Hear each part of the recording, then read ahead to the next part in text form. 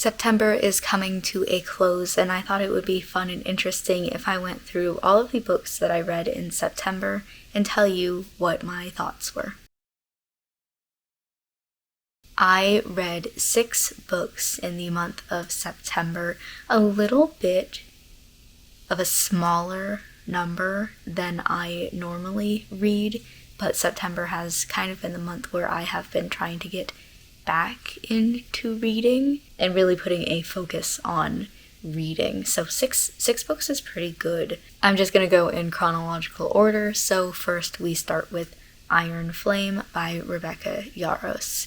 This is the second book in the Empyrean series. As a basic summary of the first book, we are following Violet as she goes into this war college where they ride dragons. Violet really wanted to be what is basically a librarian in this world, but her mother's like, no, absolutely not. You're going to be part of the college and learn how to ride a dragon and enter the war.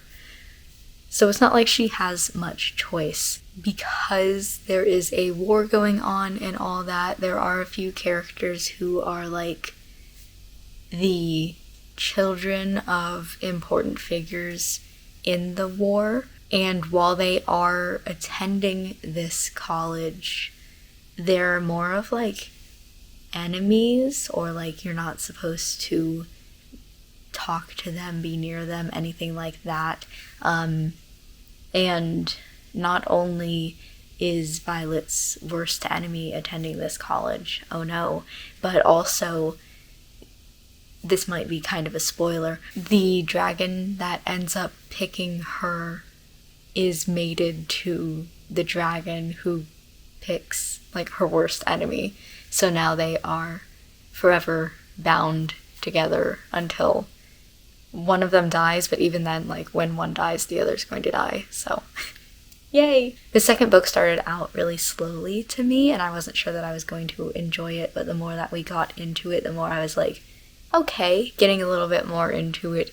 It had some interesting twists and turns, and the last couple of things that happened in the book were crazy. It wasn't like the best read in the world to me, though I did like it. I ended up rating it 4 stars. And I should also tell you, because I ended up DNFing the next book in this series, Onyx Storm. From this point in the story on, I didn't end up liking the way that it was going. The next book that I finished in September was House of Earth and Blood, the first book in the Crescent City series by Sarah J. Maas. That's a lot of S sounds. This is an urban fantasy book about a girl named Bryce. Her best friend is murdered. Yippee! And Bryce makes it her mission to try and figure out who murdered her best friend, why, and then also as she's trying to figure this out and learning these secrets that her best friend has hidden from her, what do all these secrets mean and what was her best friend doing? I really enjoyed this. First of all, just because I really like urban fantasy in general. I like having this sort of mix between fantasy and just like the creatures and all of that, while also in a urban setting where they have to deal with like taxes as their biggest problem. It's a really cool and interesting mix of genres to me, and I really enjoy it, so I was very excited to see Sarah J. Maas write a urban fantasy. It also has that general Sarah J. Maas feel to it, where you really like the characters, but there's like a lot going on. It's very like dense. While this one doesn't focus a lot on like war, it is still very much like action-packed, and we are focusing on this big fight between 2 groups. But I really enjoyed this book, really excited to see how the rest of this series was going to go.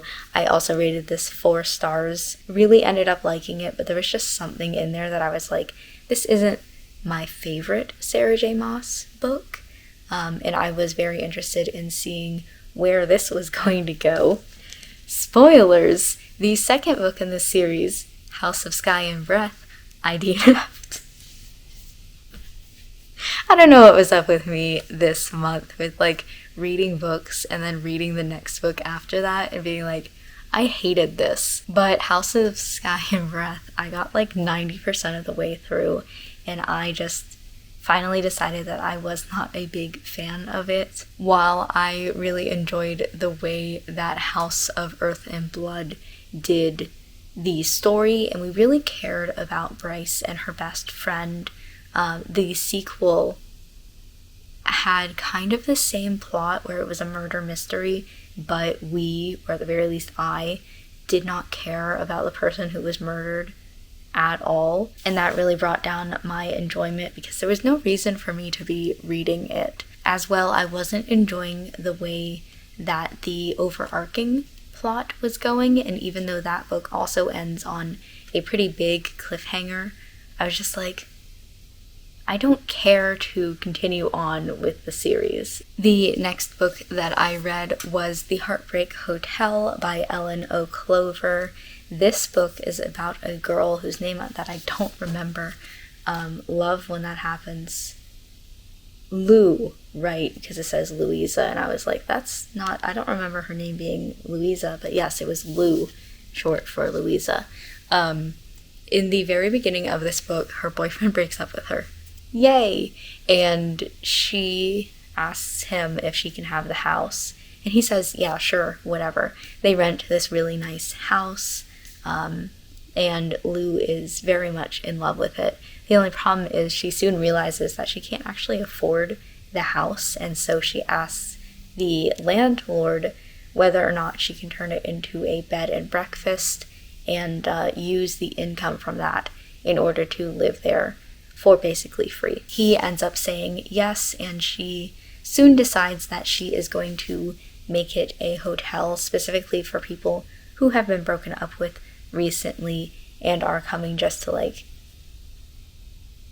get out of their normal lives, kind of feel what feelings that they need to. It also helps that she is training to be a therapist. She just needs to take like her final exam before she is officially a therapist, and so she can help these people feel their emotions, wade through what they need to. I really enjoyed this book. I really enjoyed the eventual relationship and romance between Lou and the landlord, Henry. Double checking that his name is Henry. Yes. And it was very interesting not only seeing the characters and their kind of tragic backstories, but also each of the side characters that were coming into the hotel and the sort of like found family or the community that came from all of these people going to this hotel and sharing the bad things that had happened in their lives, just kind of supporting each other. They do things like have a normal time where they would sit down and they'd talk through it. They would go on hikes together. They went out for ice cream once, you know, just like really a supportive community environment where it was okay to feel your feelings no matter what they were. If you wanted to celebrate, if you wanted to just kind of be sad and live in that sadness, it was okay. Really enjoyed this book. 4 stars. The next book that I read was Witch You Would by Leah Amador. This one is about a girl who is going into a magic competition. Think of like one of those cooking competitions that you see on Food Network, but with magic instead.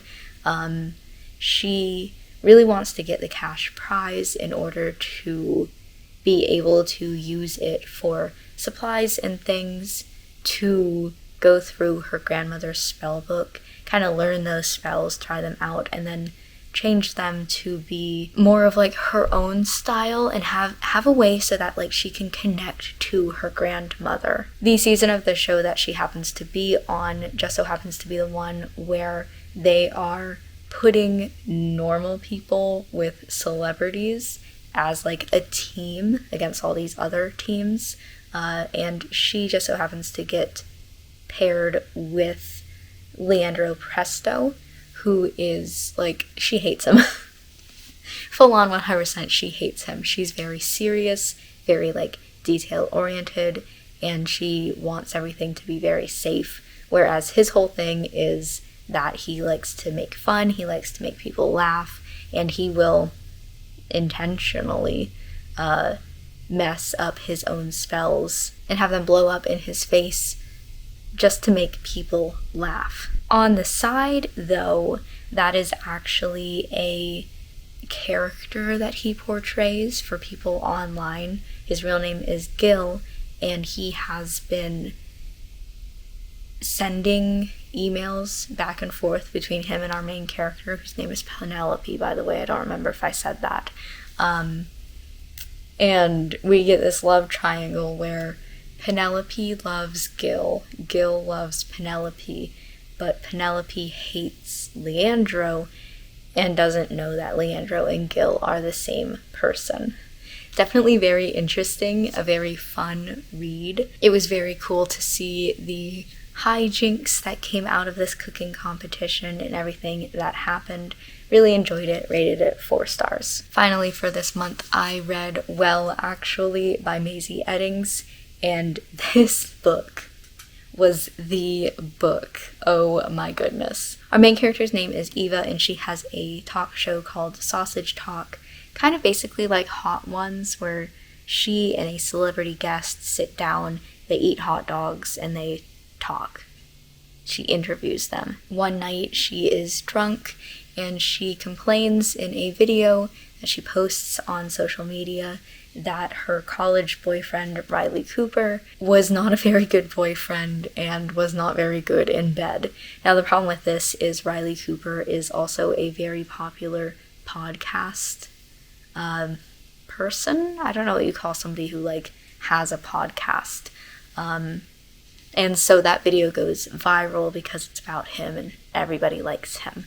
He goes on to her talk show and he gets her to agree to go on a series of 6 dates with him so he can kind of show that he has changed since college and he is a new and improved man. I adored this book. It was so good, so funny, the writing style, and just absolutely incredible. I don't know too much more to say about it other than the fact that maybe it deals with the characters learning how to feel vulnerable with each other and the way that they have grown not only through the course of this book but also through the course of their lives, how they have changed since college. I mean, I feel like it's pretty obvious to say that like they slowly get into a relationship throughout this book. Like, come on. We all know those dates are going to be wildly successful. I really enjoy this one. Like I said, 5-star read. Favorite thing that I read this month. Absolutely incredible. But with all that being said, those are the 6 books that I read this month. 2 of which I got from my local library and I already gave back, so I can't show them to you physically. And 4 that I own myself. Pretty good month, I feel like, for reading, with most of them being like 4 stars. A couple that I didn't enjoy, but you know, that's okay. The 5-star, which is absolutely incredible, might be my favorite book of the year. Who knows yet? The year hasn't ended. And I am very excited to get into October and see what that brings, if I can find any more new favorites. With all that being said, though, I'm going to go ahead and end this video here because those were all the books that I read. Thank you for watching this video. I hope that you enjoyed it. I hope one of these books sounds interesting to you and you want to pick it up yourself. And I will see you next month as I go over all the books that I read in October, my feelings on them, and whether or not you should pick them up, I guess.